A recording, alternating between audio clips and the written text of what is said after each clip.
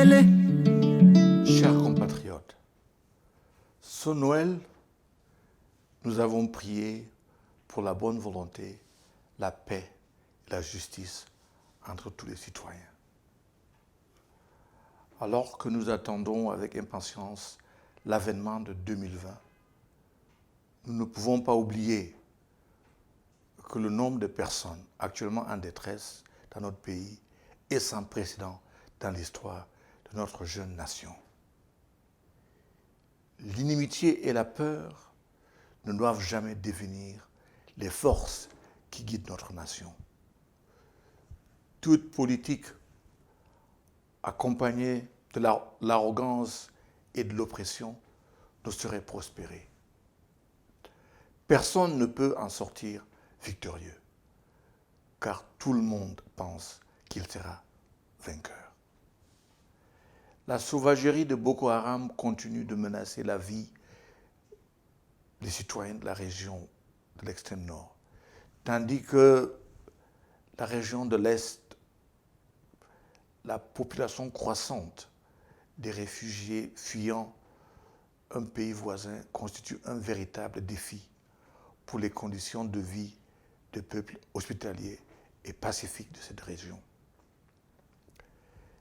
La population adolescente est maintenant presque inexistante dans de nombreux villages dans les régions du nord-ouest et du sud-ouest. Les filles ont fui vers les villes où elles sont maintenant en proie à la débauche totale. C'est en effet notre amour pour ce pays qui nous plonge dans la tristesse. De deux côtés, tous croient se battre, et ce de bonne foi, pour une cause juste. Mais il n'en demeure pas moins que cela a produit une cruauté incalculable avec les conséquences les plus inhumaines. D'un côté, pendant des décennies successives, la minorité faisait tout pour attirer l'attention de la majorité sur le fait que l'union de notre pays avait été conçue sur la base d'un respect mutuel, des spécificités de chacune de parties. Et que c'était le meilleur garant de l'atteinte d'une prospérité partagée et de la survivance de l'unité de notre nation. Qu'aujourd'hui, la conversation porte sur le fait que la minorité se voit octroyer un statut spécial par la majorité est regrettable en ce qu'elle divise le pays plus qu'elle ne l'unit. Avons-nous perdu de vue le fait que si la décentralisation se rapporte aux mesures et modalités de bonne gouvernance qui permet de rapprocher le gouvernant des gouvernés, elle ne saurait être un instrument de sauvegarde des identités culturelles héritées de deux traditions linguistiques dont nous avons décidé d'en faire les piliers identitaires de notre pays et de ses institutions. Nous devons réaliser et apprécier la place de chacun dans notre nation. Une nation, deux systèmes.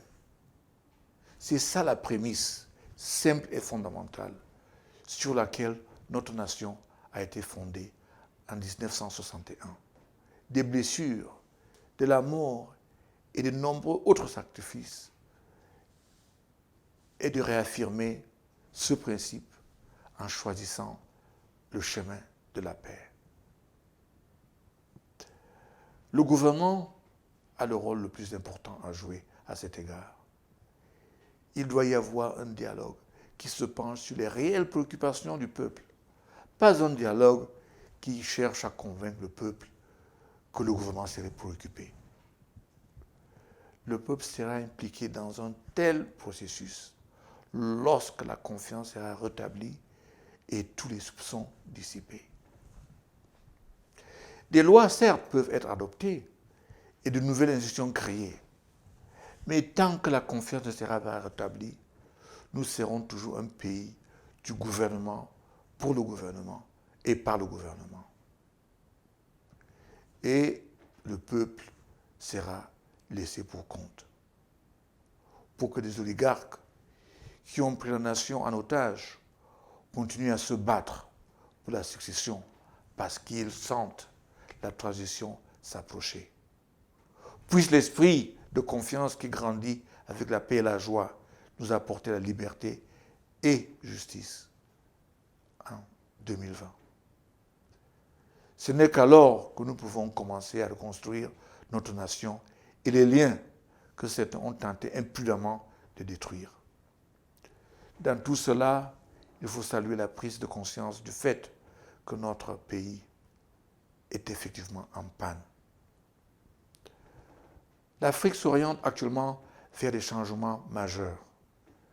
Et si nous voulons faire partie de la solution aux problèmes auxquels est confronté notre continent, nous devons mettre de l'ordre dans notre propre maison. Sinon, nous sommes sûrs de rester inscrits sur la liste des problèmes de notre continent. Nous avons la chance de disposer des ressources humaines, naturelles et minérales, et j'en passe.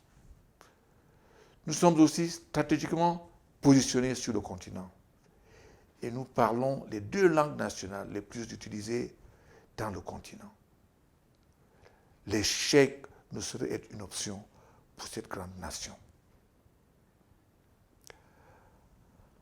En 2019, j'ai ressenti un chagrin écrasant, car j'ai dû enterrer deux chers frères en moins de 8 mois l'un de l'autre. Dans notre famille, nous avons souffert pour nous assurer qu'ils reposent éternellement en paix à côté de nos parents. Ceci m'a permis de me rendre compte de la souffrance des autres. Et j'ai clairement vu que la douleur que nous ressentons dans notre famille était le lot quotidien de beaucoup. Mais je reste convaincu que nous sommes un peuple épris de paix. Pour commencer à guérir toutes les personnes arrêtées en raison de la crise actuelle dans les régions du nord-ouest et du sud-ouest, ou celles arrêtées pour des raisons liées aux revendications électorales, doivent être libérées. La liberté et la justice sont les flambeaux qui éclaireront la voie vers un véritable dialogue. La paix, l'égalité et l'équité. Beaucoup sont morts, de nombreuses vies ont été détruites. Les maisons de retraite de beaucoup de personnes ont été réduites en cendres, à un moment où ces personnes n'ont plus la force de recommencer. Ce Noël, Camerounais militaires et civils étaient unis par les périls communs auxquels ils sont confrontés. Alors, en 2020, que toutes les femmes et les hommes de bonne volonté se réunissent pour une paix durable. Nous aurons besoin du courage, beaucoup de courage, mais surtout, nous devons être armés de bon cœur pour surmonter les obstacles qui nous attendent. C'est mon souhait à vous tous pour 2020.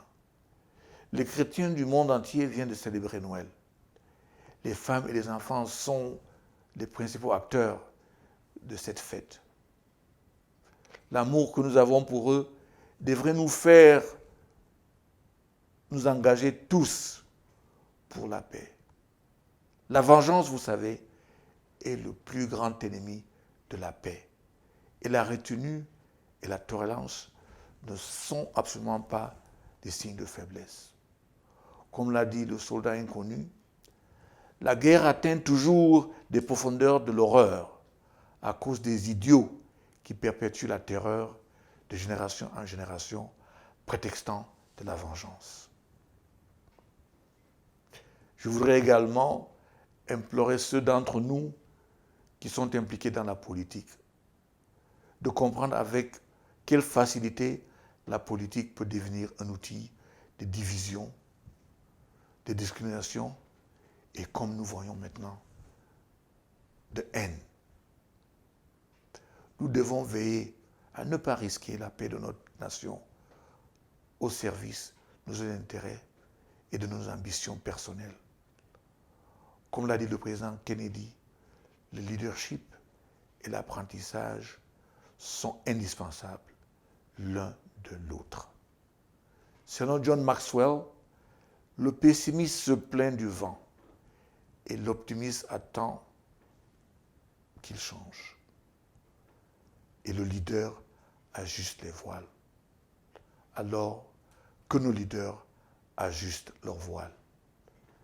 Je tiens à rassurer les nombreux concitoyens qui m'ont contacté que je poursuis ma quête pour la justice, car c'est ce qui nous apportera une paix durable. Nous devons rechercher un véritable dialogue dans lequel les règles sont les mêmes pour tous et dans lequel tous les maux de notre pays sont débattus.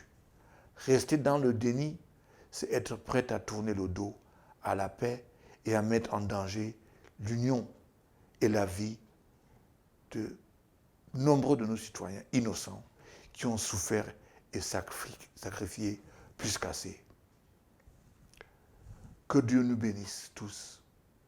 Je suis conscient du fait que nous ne pouvons pas nous attendre à ce qu'un pays aussi gravement blessé se remette complètement. Mais notre fermeté contre les promoteurs de la haine, de la discrimination et de la guerre est ce qui va galvaniser notre pouvoir de guérison. Bonne année 2020.